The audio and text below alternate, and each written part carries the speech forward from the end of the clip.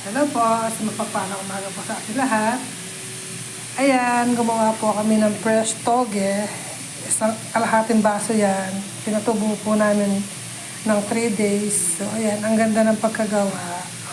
Di ba? Nakakatipid ka na. Tapos marami pang magagawa. Gagawin ko po siyang lumpiang fresh.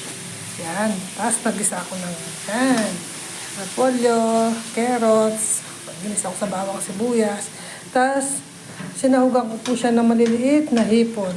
Ayan.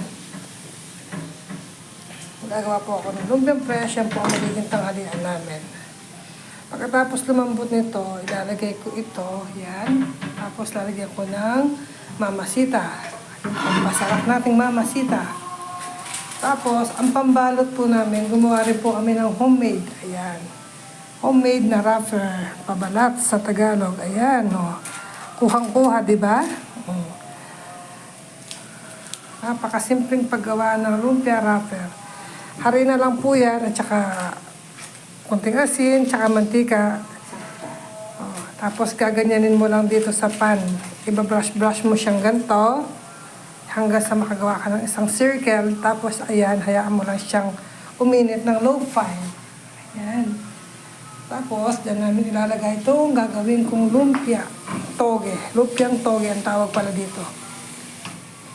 Tapos, gagawa ako ng matamis-tamis na sauce mamaya para partner sa gagawin kong lumpiang sariwa.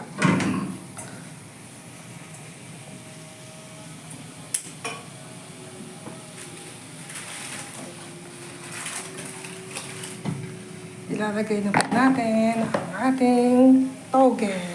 Yan.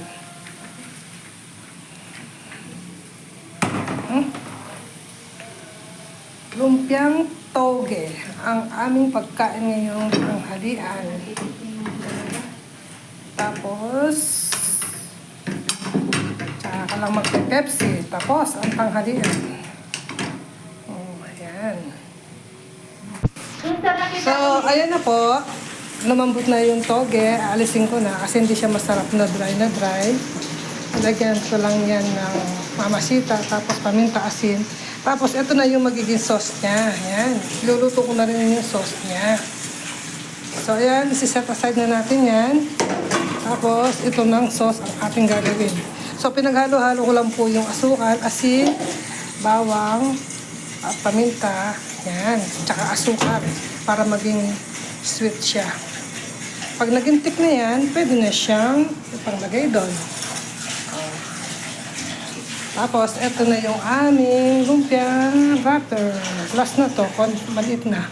Ito po siya, maraming nagawa. Yan. Diba? Para tipid na, marami pang magagawa.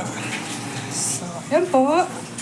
Ang aking recipe for today sa aming tatlo. Ang aming masarap na pananghalian. Lumpiang toge, homemade. God bless po sa ating lahat.